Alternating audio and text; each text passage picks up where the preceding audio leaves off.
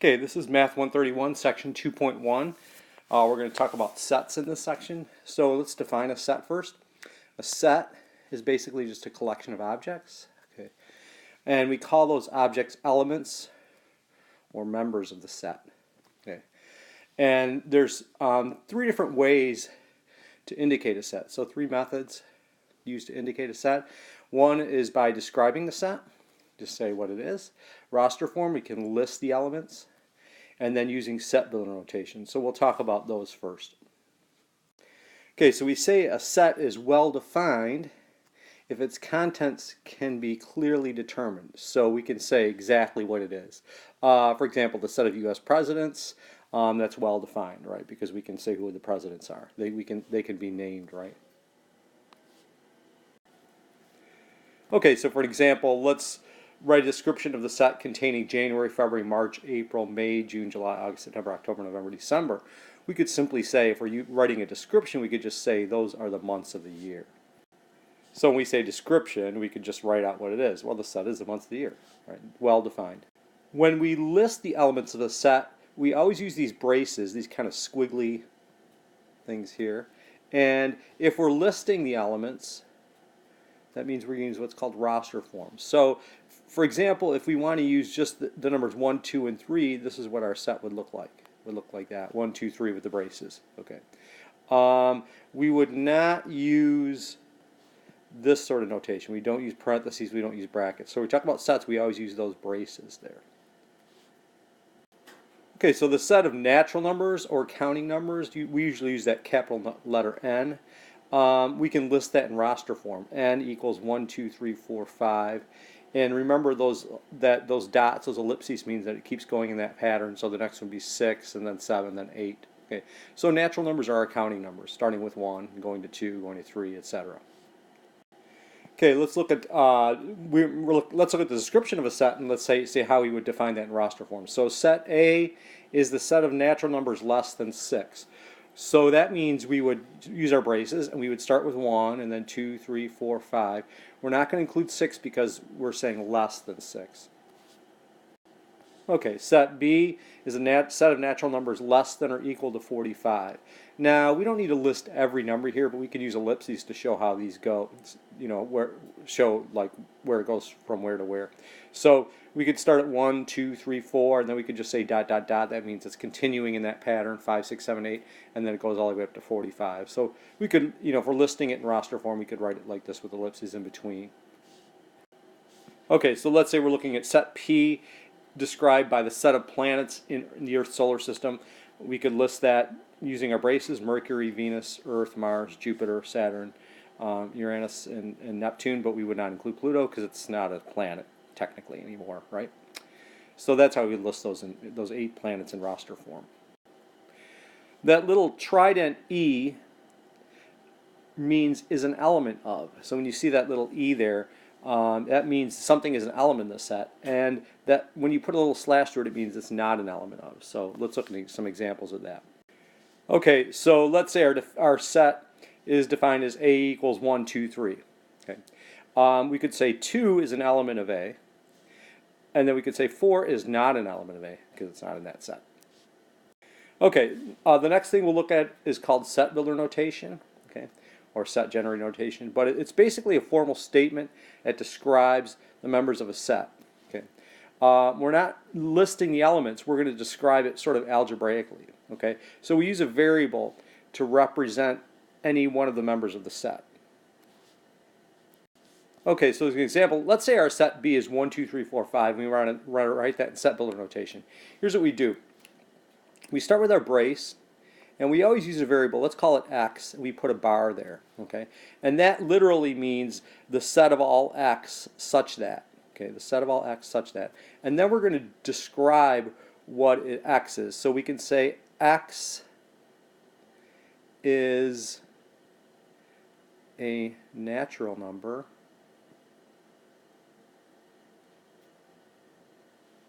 less than 6. We could do something like that. So we could say the set of all x such that x is a natural number less than 6. Okay, and that would be 1, 2, 3, 4, 5. Okay, So let's look at how they do this. Now they're using set notation here, but we always have this x bar. But notice they're using this kind of the shorthand. X is an element of the set of natural numbers. So that's kind of an easier way to say that. X is an element of the natural numbers, so it's a 1, 2, 3, 4, 5, 6, 7, 8, etc. And x is less than 6, so it has to be less than 6. So that would make it be 1, 2, 3, 4, 5. Okay. Another way to write that is x bar, so the set of all x such that x is an element of the set of natural numbers, so it's one of our counting numbers, or all of our counting numbers, and it's less than or equal to 5. That would still include the 5 there, and it go from 1 to 5. So these are two different ways of doing the same set. Okay. Now, if we were to describe the set, we could say, just in words, we could say the set of all x such that x is a natural number and x is less than 6. Basically, we're just translating this statement for the first statement from part A. Okay. This literally says the set of all x such that x is an element of the set of natural numbers, or we could just say x is a natural number and x is less than 6. Okay, here's another example. Set of all x such that x is a natural number. And now we use this is called the compound inequality, and this means x is between 2 and 8. The less than or equal to means it includes the 2. The less than means that it does not include the 8.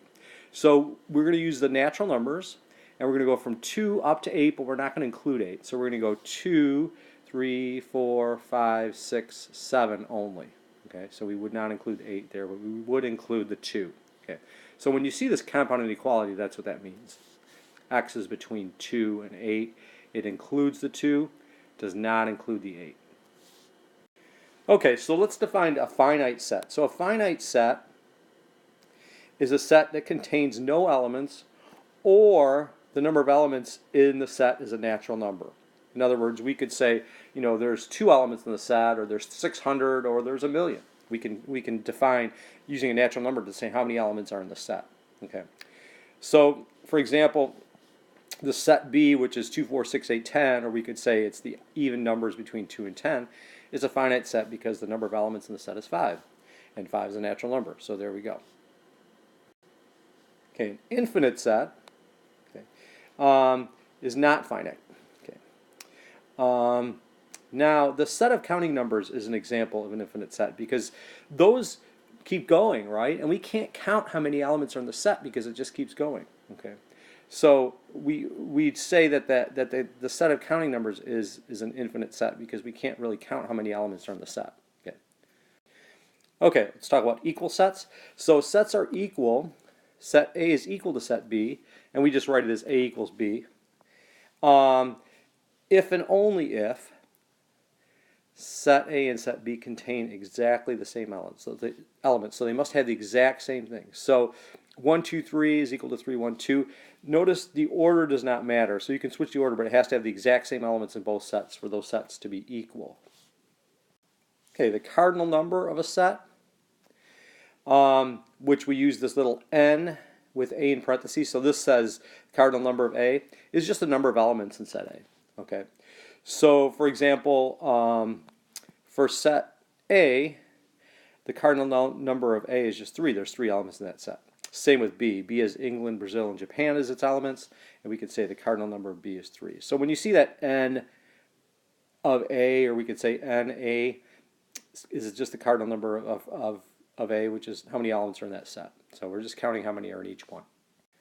Equivalent sets don't have to have the same elements, but they have to have the same number of elements. So we say sets are equivalent if they have the same cardinal number.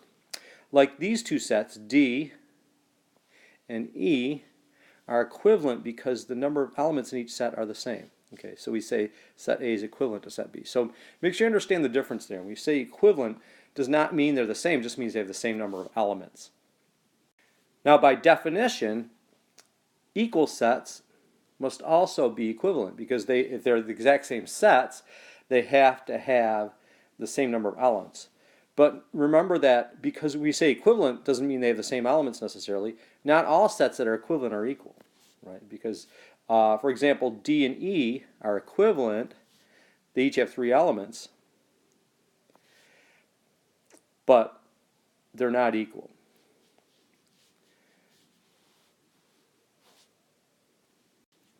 there's a typo there. So we should say set D is equivalent to set E because they have the same number of elements.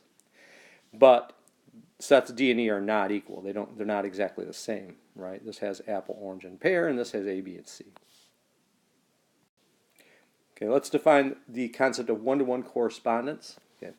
When we say two sets can be placed in one-to-one correspondence, if every element of set A can be matched with exactly one element of set B, and vice versa. So every element of set B can be matched with exactly one element of set A. Okay, so we can match them up backwards and forwards. Okay, so for example, here we have two sets, S and C. Notice they each have the same number of elements, which we would need to do that to determine a one-to-one correspondence. But we could say, okay, looks like we have states here and their corresponding capitals here. So we can do a one-to-one correspondence by drawing the state to its capital. Okay, so let's do that. Okay, so North Carolina is Raleigh, right?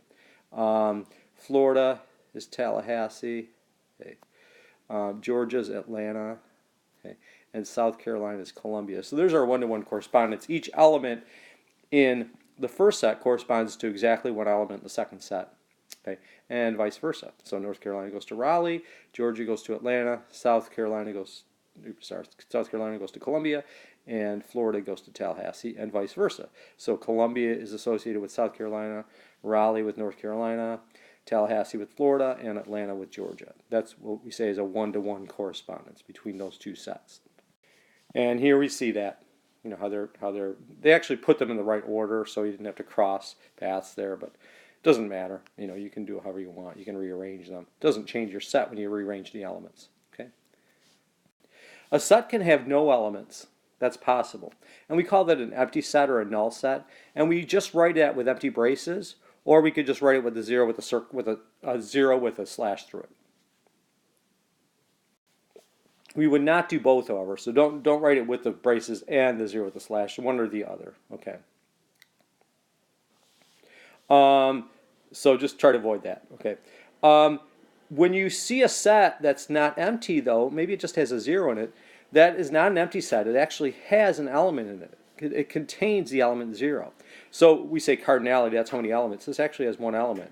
Okay. Cardinality of 1. So be careful. This is not an empty set, nor is this, right? Okay.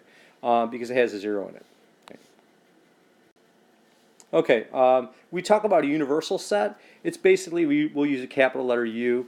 It's going to contain all of the elements for any specific discussion. So when we talk about universal set being given, whatever it is, we can only use those elements in the universal set. Okay. It depends on what we're working with. Okay, so, but let's say we were just talking about natural numbers, and our universal set would just be the set of natural numbers. Okay, we can't use decimals or anything like that. So it depends on the problem, how we define that. So if the universal set is defined as U equals 1, 2, 3, 4, 5, 6, 7, 8, 9, 10, then only the natural numbers 1 through 10 may be used in that problem. So, you know, maybe I'm doing a thing, say, pick a number between 1 and 10, okay? And by that I mean a natural number. Then you could only pick numbers from our universal set, which is 1, 2, 3, 4, 5, 6, 7, 8, 9, 10. No 11, no 0, no 0.5, or anything like that, okay? So that's how our universal set would be defined for this problem.